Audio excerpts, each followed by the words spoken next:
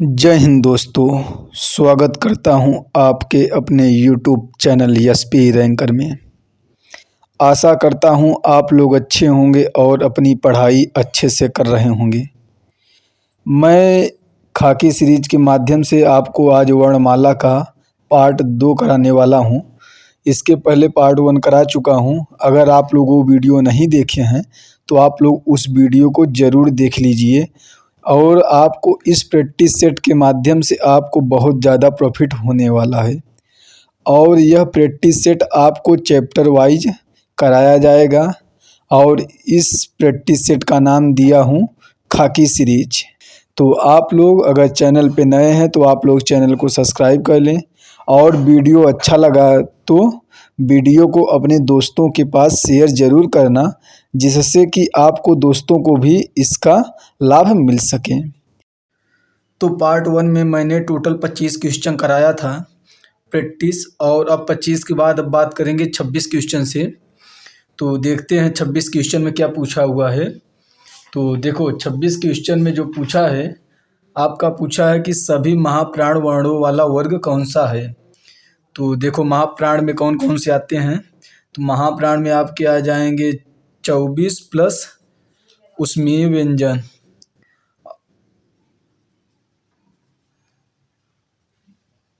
और प्लस आपका ढ़ आ जाएगा। तो टोटल आपका जो महाप्राण होते हैं टोटल 15 होते हैं, आपको यह भी याद रखना है। तब इसमें देख लेते हैं कौन सा होगा और कौन सा नहीं होगा। तो बात करते हैं ख। ख आपका सेकंड वर्ग में आएगा, हो जाएगा। और च छ यह भी हो सकता है, छ भी। और ट ठ, तो इसका तो पहला ही ऑप्शन हो जाएगा। और बाकी वो सब जैसे त थ द ध, ध आपका चौथा वर्ग में आएगा, हो जाएगा। लेकिन च आपका यह पहला वर्ग में आएगा, इस कारण से यह वाला नहीं होगा। और अब बात करते हैं क्वेश्चन नंबर 27। इसमें क्या दिया हुआ कि जब एक ही ध्वनि का द्वित्व हो जाए तब वह क्या कहलाता है। तो देखो इसका आंसर हो जाएगा, वह युग्मक ध्वनियाँ कहलाती हैं। और द्वित्व व्यंजन किसको कहते हैं। तो कभी कभी यह भी कोई ऑप्शन दे देगा, पूछ लेगा कौन सा द्वित्व व्यंजन नहीं है। तो देखो द्वित्व व्यंजन में क्या होता है ना, जैसे आपका हो जाएगा दिल्ली, जिसमें मतलब आधा शब्द आ जाए और एक पूरा आ जाए तो उसी को द्वित्व व्यंजन कहते हैं। और अब आपका है क्वेश्चन नंबर 28। इसमें बोला हुआ है कि वह व्यंजन है, तो वह व्यंजन कौन सा आएगा। तो मैं आपको पहली वीडियो में ही बताया था कि वह व्यंजन आपका जो होता है आपका अंतस्थ है। अंतस्थ में जो आपका अंतस्थ व्यंजन आपका 4 होता है, य व र ल, आपका अंतस्थ व्यंजन 4 होता है। तो इसमें आपका वह व्यंजन है, आपका इसका ऑप्शन बी हो जाएगा, आपका अंतस्थ व्यंजन है। और इसमें क्वेश्चन नंबर 29 दिया हुआ है कि जिस भाषा में मूल ध्वनियाँ के लिए जो चिन्ह मान लिए गए हैं तथा जिस रूप में वे लिखे जाते हैं उसे क्या कहते हैं। तो उसे लिप कहते हैं। हर भाषा की अलग अलग लिपियां हैं, जैसे कि आपका इंग्लिश का रोमन लिपि है, हिंदी का देवनागरी लिपि है, तो उसको क्या कहेंगे, लिपि कहेंगे। और क्वेश्चन नंबर 30 की बात करें तो इसमें दिया हुआ है कि प फ ब भ म व्यंजन होते हैं, उच्चारण के स्थान पर ये कौन से होते हैं। तो मैं आपको कल भी बताया था कि जो क वर्ग होता है और आपका जो च वर्ग होता है और आपका ट वर्ग और त वर्ग और आपका प वर्ग, तो क वर्ग को कंठ बोलेंगे, जितने भी वर्ण आएंगे क वर्ग में उन्हें कंठ बोलेंगे। और च वर्ग में तालु, और ट वर्ग में मूर्धन्य, और आपका त वर्ग में दंत, और प वर्ग में ओष्ठ हो जाएगा। तो प वर्ग वालों की क्या बोलेंगे, ओष्ठ बोलेंगे। और अब बात करते हैं क्वेश्चन नंबर 31। क्वेश्चन नंबर 31 क्या है कि दो व्यंजन जब एक साथ मिलते हैं जो क्या कहलाते हैं। तो जब दो व्यंजन एक साथ मिलेंगे तो उनको संयुक्त व्यंजन कहते हैं। और अब बात करते हैं संयुक्त व्यंजन कितने होते हैं। तो देखो संयुक्त व्यंजन 4 होते हैं। तो आप लोग भी प्रैक्टिस सेट के माध्यम से अगर आप लोग नोट करेंगे तो आपको भी बहुत ज़्यादा प्रॉफिट होगा।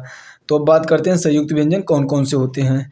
तो आपका हो जाएगा छ, त्र, ज्ञ और स्र, यह आपका 4 संयुक्त व्यंजन होते हैं। और आपका कभी कभी पूछ लेता है कि संयुक्त स्वर कितने होते हैं। तो संयुक्त स्वर भी आपका 4 होते हैं। कौन कौन से होते हैं देख लीजिए इसी वक्त। छोटा ए, बड़ा ए, ओ, और औ, यह आपका चार संयुक्त स्वर होते हैं। और संयुक्त व्यंजनों की संख्या 4 होती है, संयुक्त स्वरों की संख्या कितनी होती है? 4। तो इसका ऑप्शन हो जाएगा ऑप्शन नंबर ए, संयुक्त व्यंजन। और अब बात करते हैं क्वेश्चन नंबर 32। वर्ण तालिका के अनुसार ह्रस्व, दीर्घ और प्लुत क्या है? तो मैं पहली वीडियो में भी बताया था, ये स्वर कहलाते हैं। स्वर आपका मात्रा के आधार पर 3 प्रकार के बांटे गए हैं: ह्रस्व स्वर, दीर्घ स्वर और प्लुत स्वर। तो ये आपके स्वर हो जाएंगे, इसलिए इसका ऑप्शन नंबर ए हो जाएगा। और अब बात करते हैं क्वेश्चन नंबर 33। जो क्वेश्चन नंबर 33 दिया हुआ है, स्पर्श व्यंजन, कंठ ध्वनि, अघोष और महाप्राण ध्वनियाँ कौन कौन सी हैं? तो इसको समझते हैं कि अघोष, देखो इसमें क्या है, अघोष और महाप्राण ध्वनियाँ कौन कौन सी आती हैं। देखो अघोष में जो आएगा ना, आपका अघोष वाला जो अघोष में वर्ण आते हैं, वो आपका हो जाएगा 12 प्लस स, ख और स। आपका अघोष यह हो जाएगा। और इसमें क्या दिया हुआ है कि महाप्राण, तो आपका महाप्राण में हो जाएगा 24 प्लस ऊष्मीय व्यंजन और प्लस आपका ढ़। तो अब इसमें मिलाते हैं कौन सा होगा। क आपका पहला वर्ग में आएगा, तो यहाँ पर पहला वर्ग दिया हुआ है, लेकिन पहला वर्ग आपका महाप्राण में नहीं आएगा, तो इसलिए क नहीं हो सकता है। ग आपका तीसरा में आएगा, तो ग नहीं होगा। ख आपका दूसरा वर्ग में आता है। और आपका इसमें देखो क्या दिया हुआ है कि अघोष, अघोष में भी ख आता है और महाप्राण में भी ख आता है और कंठ ध्वनि में भी ख आता है। तो इसका सही ऑप्शन हो जाएगा ऑप्शन नंबर सी। और बात करते हैं क्वेश्चन नंबर जो 34 दिया हुआ है, दंतोष्ठ ध्वनि कौन सी है? तो देखो जब आप ऊष्मीय व्यंजन पढ़ेंगे, यह 4 होता है, य व र ल। तो यह आपका तालु हो जाता है और वह आपका दंतोष्ठ हो जाता है। तो यही पूछा है कि दंतोष्ठ ध्वनि कौन सी है, तो इसका सही ऑप्शन हो जाएगा ए, वह आपका क्या होता है, तो दंतोष्ठ होता है। और अब बात करते हैं क्वेश्चन नंबर 35। क्वेश्चन नंबर 35 में दिया हुआ है, हिंदी वर्णमाला में उसमें व्यंजन कौन से हैं? तो मैं आपको यह क्वेश्चन कई बार बता चुका हूँ कि उसमें व्यंजन 4 होते हैं, आपका स, ख, स और ह। ये आपके चारों उसमें व्यंजन कहलाते हैं। तो इसका सही ऑप्शन हो जाएगा ए। आप लोग अगर हमारे साथ अगर नोट्स भी बनाते चलेंगे ना, एक 5-10 रुपये की पतली सी कापी ले लीजिए, उसमें आप लोग अगर नोट्स भी बना लेंगे, तो आपको इतना 100% श्योरिटी कर देता हूँ कि आपका इससे एक भी बाहर आंसर, जो भी क्वेश्चन पूछे जाएंगे यूपी पुलिस एग्जाम में, एक भी बाहर नहीं फंसेगा, सब इसी से प्रैक्टिस सेट से फंस जाएगा। और क्वेश्चन नंबर बात करें 36, हिंदी के जिन वर्णों का उच्चारण करते समय केवल श्वास का प्रयोग किया जाए, उन वर्णों को क्या कहते हैं? तो उन्हें अघोष कहते हैं। इसका ऑप्शन नंबर ए हो जाएगा। और अब बात करते हैं क्वेश्चन नंबर 37, य र ल व व्यंजनों को कहते हैं, और य र ल व व्यंजनों को क्या कहते हैं? तो इससे कहते हैं अंतस्थ व्यंजन। सही ऑप्शन हो जाएगा बी। मैं आपको यह कई बार क्वेश्चन करा चुका हूँ कि य र ल व को अंतस्थ व्यंजन कहते हैं और स ख स ह को उसमें व्यंजन कहते हैं। आप लोग इसे अगर नोट डाउन करेंगे तो आपको बहुत प्रॉफिट होगा। और बात करते हैं क्वेश्चन नंबर 38, निम्नलिखित में से पार्श्विक ध्वनियाँ कौन सी हैं? तो इसका सही ऑप्शन हो जाएगा बी। ल को पार्श्विक बोलते हैं और र को लुंठित बोलते हैं और अड़ा का मूर्धन्य बोलते हैं और च को तालव्य में आता है। तो इसका सही ऑप्शन हो जाएगा ऑप्शन नंबर बी। और बात करते हैं क्वेश्चन नंबर 39, निम्नलिखित में कौन सा अंतस्थ व्यंजन है? तो अभी मैं आपको अंतस्थ व्यंजन के बारे में बताया था कि य व र ल, यह आपके चारों अंतस्थ व्यंजन होते हैं। तो इसका ऑप्शन नंबर ए हो जाएगा राइट। मतलब यह क्वेश्चन अंतस्थ व्यंजन से रिलेटेड कई क्वेश्चन पूछे गए हैं, बस इसी को बस आपका लैंग्वेज चेंज करके घुमा घुमा करके बहुत बार क्वेश्चन पूछे गए हैं। तो आप लोग इसको नोट डाउन जरूर कर लीजिए। और अब आता है क्वेश्चन नंबर 40, निम्नलिखित में कौन सा स्वर कंठ तालव्य है? तो इसमें देखो कंठ तालव्य कौन सा है, तो मैं आपको इसमें थोड़ा देखो ऑप्शन नंबर डी हो जाएगा। तो मैं अब इसको थोड़ा आपको डिटेल में समझा देता हूँ कि कंठ तालव्य कौन कौन से होते हैं।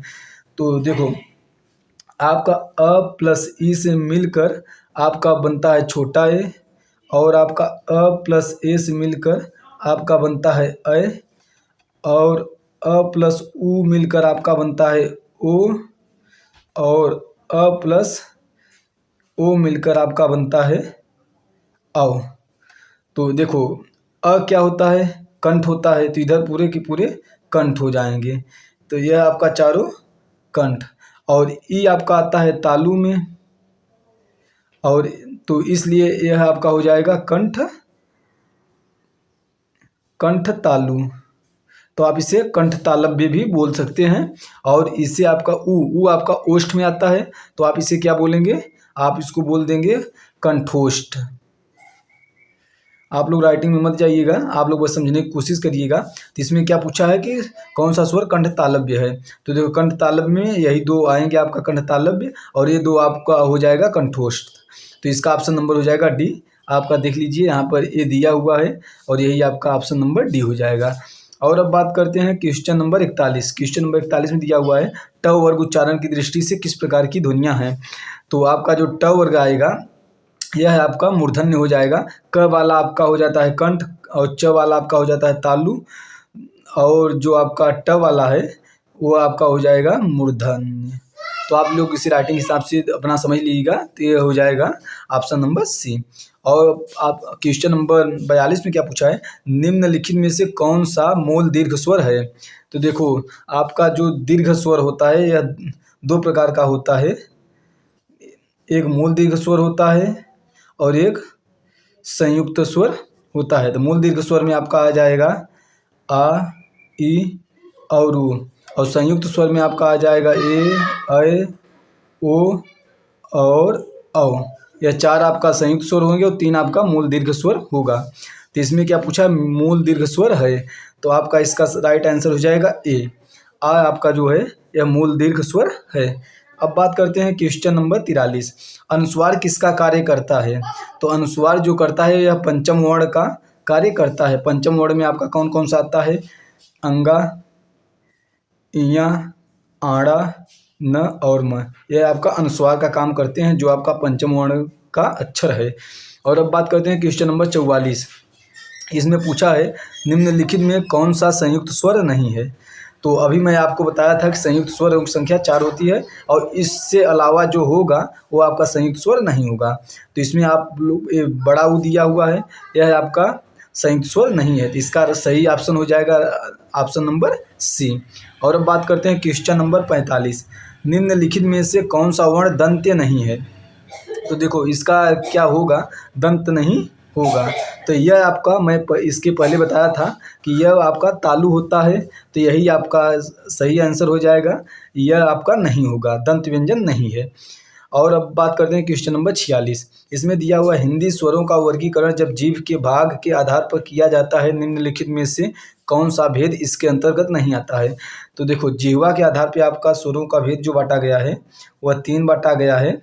एक आपका अग्र, एक आपका मध्य और तीसरा आपका पश्च।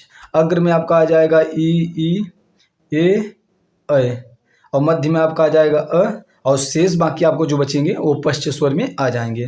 तो इसका सही ऑप्शन नंबर हो जाएगा डी, विपरीत स्वर। और विपरीत स्वर जो होता है यह आपका मुख खुलने के आधार पर एक स्वर का भेद है।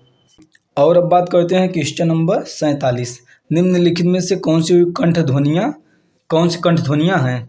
तो आपको मैं बताया था कि क वर्ग वाली जितनी भी आएंगी वर्ण ये आपके कंठ ध्वनियाँ हो जाएंगी। तो यहाँ पर क ख इसका सही ऑप्शन हो जाएगा ए। और 48 पूछा है, क्वेश्चन नंबर 48, निम्नलिखित में से उच्चारण स्थान के आधार पर मूर्धन्य व्यंजन बताइए। तो इसका सही ऑप्शन हो जाएगा जो आपका ट वर्ग में आती हैं वो आपका मूर्धन्य होती हैं। देखो ट, ठ, ड, ढ और आपका ट, ठ, ड, ढ, आड़ा, यह आपका मूर्धन्य होती हैं। तो इसमें आप लोग देख लीजिए कौन सा मूर्धन्य व्यंजन है। तो आपका ड भी है यहाँ पर और ढ यहाँ पर है, तो इसका सही ऑप्शन हो जाएगा ऑप्शन नंबर सी। तो आप लोग इसको अच्छे से समझ लीजिए और आप लोग इसको नोट करेंगे तो आपको बहुत प्रॉफिट होने वाला है। और क्वेश्चन नंबर 49 दिया हुआ है, निम्नलिखित में से अल्प प्राण वर्ण कौन से हैं। तो अल्प प्राण वर्ण कौन कौन से होते हैं, 135 प्लस स्वर प्लस अंतस्थ और प्लस आपका ढ़, यह आपका अल्प प्राण वर्ण में आते हैं। तो इसमें देख लीजिए आ यह स्वर है, यह आपका अल्प प्राण होगा। और क आपका पहला वर्ग में आता है तो पहला वर्ग है, और ग आपका तीसरा वर्ग में आता है तो तीसरा वर्ग है। तो यह आपका ऑप्शन नंबर ए और ऑप्शन नंबर बी दोनों आपका अल्प प्राण होगा। और अब बात करते हैं क्वेश्चन नंबर 50। निम्नलिखित शब्दों में से नवीन विकसित ध्वनियाँ कौन सी हैं। तो देखो नवीन विकसित ध्वनियाँ आप लोग याद कर लीजिए 5 हैं। जिसके नीचे नुक्ता लगेगा उन्हीं को नवीन विकसित ध्वनियाँ कहते हैं। तो यह किसके किसके नीचे नुक्ता लगता है उसको जान लीजिए। क, ख, ग, ज और फ, इन्हीं 5 वर्णों के नीचे नुक्ता लगता है और इन्हीं वर्णों को नवीन विकसित ध्वनियाँ कहती हैं। तो इसका ऑप्शन नंबर हो जाएगा ए। ख के नीचे नुक्ता लगा हुआ है और ग के नीचे नुक्ता लगा हुआ है। और अब बात करेंगे क्वेश्चन नंबर 51, निम्नलिखित में से कौन सा घोष वर्ण है। तो देखो आपका जो घोष मैं बताया था इसके पहले, तो घोष में कौन कौन से वर्ण आते हैं आप लोग 345 प्लस स्वर प्लस अंतस्थ व्यंजन प्लस आपका ह जो है यह आपका घोष वर्ण में आते हैं। तो अब देखते हैं कि घोष वर्ण कौन कौन सा है। ख आपका सेकंड वर्ग में आएगा यह तो होगा नहीं। च आपका पहले वर्ग में आएगा यह तो होगा नहीं। और छ आपका सेकंड वर्ग में आएगा यह तो वह होगा नहीं। और जो म है आपका यह 5वें वर्ग में आता है तो यह आपका घोष वर्ण होगा। तो ऑप्शन नंबर सी सही हो जाएगा।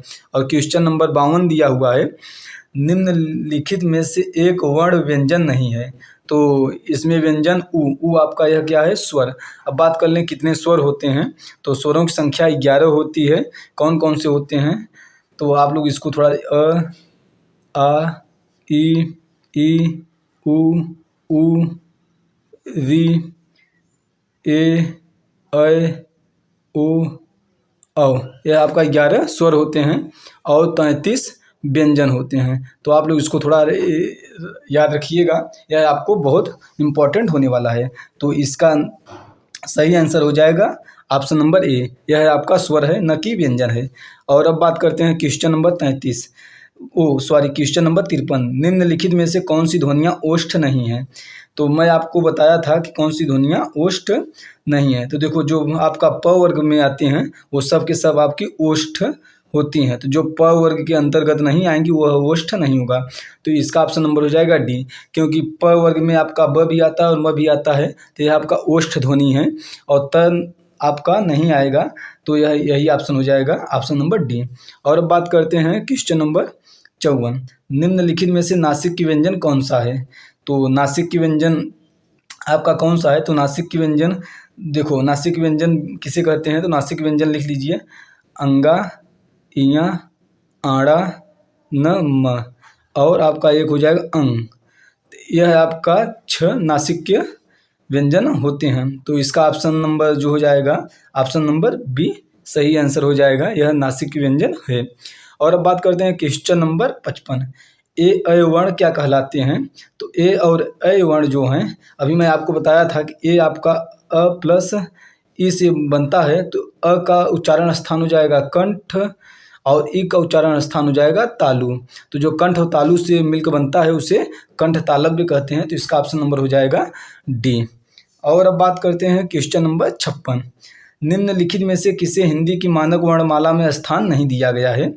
तो इसका ऑप्शन नंबर हो जाएगा सी, इसे हिंदी वर्णमाला में स्थान नहीं दिया गया है। तो इसका राइट आंसर हो जाएगा ऑप्शन नंबर सी।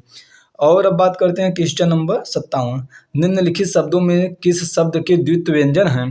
तो अभी मैं आपको बताया था जो आपका आधा आए और जो आपका पूरा है उसी को द्वित्व व्यंजन कहते हैं। तो इसका ऑप्शन हो जाएगा ऑप्शन नंबर सी। और क्वेश्चन नंबर 58, स, ख, स, ह कौन से व्यंजन कहलाते हैं। तो अभी मैं आपको यह कितनी बार बता चुका हूँ कि यह आपका उष्म संघर्षी व्यंजन कहलाते हैं। तो इसका सही आंसर हो जाएगा ऑप्शन नंबर डी। और प्रकम्पित जो हो आपका र होता है और स्पर्शी व्यंजन आपका क से लेकर के म तक होता है। और स्पर्श व्यंजन भी स्पर्श व्यंजन आपका क से म तक होता है। और स्पर्शी व्यंजन आपका जो होता है, यह बहुत अच्छा क्वेश्चन है, आप लोग लिख लीजिए। स्पर्शी व्यंजन आपका कौन कौन सा होता है, च, छ, ज और झ। यह आपका 4 स्पर्शी व्यंजन होते हैं और क से लेकर के म तक आपका स्पर्श व्यंजन होते हैं। ये बहुत बारीकी अंतर है, आप लोग इसको जरूर समझने की कोशिश करिएगा। और अब बात करते हैं क्वेश्चन नंबर 59, छ ध्वनि किस स्वर के अंतर्गत आती हैं। तो अभी मैं आपको बताया था कि आपका संयुक्त जो व्यंजन होते हैं उसके अंतर्गत आपका छ ध्वनि आता है। तो इसका राइट आंसर हो जाएगा सी, संयुक्त वर्ण के अंतर्गत छ आते हैं। अब क्वेश्चन नंबर 60 है, ज्ञ वर्ण किन वर्णों के संयोग से बना है। तो इसमें मैं आपको संयुक्त व्यंजन जितने भी हैं उसका मैं बता दूं किन वर्णों से कौन सा वर्ण बनता है। तो इसमें पूछा है ज्ञ, तो ज्ञ का हो जाएगा सबसे पहले आपका ज के नीचे हलंत रहेगा प्लस इया। तो आप लोग देख लीजिए ज प्लस इया इसमें है, तो इसका सही आंसर हो जाएगा बी। और बात कर लें आपका छ किससे बनता है, तो छ आपका जो बनता है क प्लस स से बनता है, और त्र आपका जो बनता है त प्लस र से बनता है, और स्र आपका जो जो आपका स्र बनता है वो स प्लस र से बनता है। तो ये आप लोग इसको वर्ण विच्छेद जरूर अच्छे से ध्यान दे लीजिएगा, यह भी कभी कभी पूछ लिया जाता है, तो जो बताने में बहुत हेल्पफुल होगा। और अगर आपको वीडियो अच्छा लगा हो तो आप वीडियो को लाइक करें और चैनल को सब्सक्राइब जरूर कर लें। और अगर आप लोग चैनल पे नए हैं तो आप लोग चैनल को सब्सक्राइब जरूर कर लीजिएगा। और आपको कुछ भी डाउट हो तो आप लोग कमेंट में ज़रूर पूछ सकते हैं।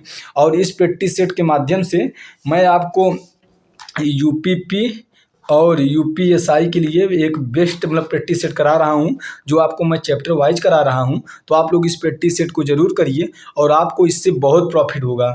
और आप लोग छोटे छोटे ना, जैसे मैं कुछ लिखाता हूं कि ऊष्म व्यंजन किसे कहते हैं, तो आप लोग उससे नोट कर लीजिए। मैं अगर लिखाता हूं कि अंतस्था किसे कहते हैं, आप उससे डाउनलोड कर लीजिए। और मैं कभी कभी जैसे बोलता हूं कि अल्प प्राण किसे कहते हैं, तो आप उससे भी मतलब आप उससे भी नोट जरूर कर लीजिएगा, और इससे बहुत अच्छा सा प्रॉफिट आपको मिलेगा। तो अगर आप लोग चैनल पे नए हैं तो आप लोग चैनल को सब्सक्राइब जरूर कर लीजिएगा, और वीडियो अच्छा लगा हो तो वीडियो को लाइक जरूर करना। Thanks for watching.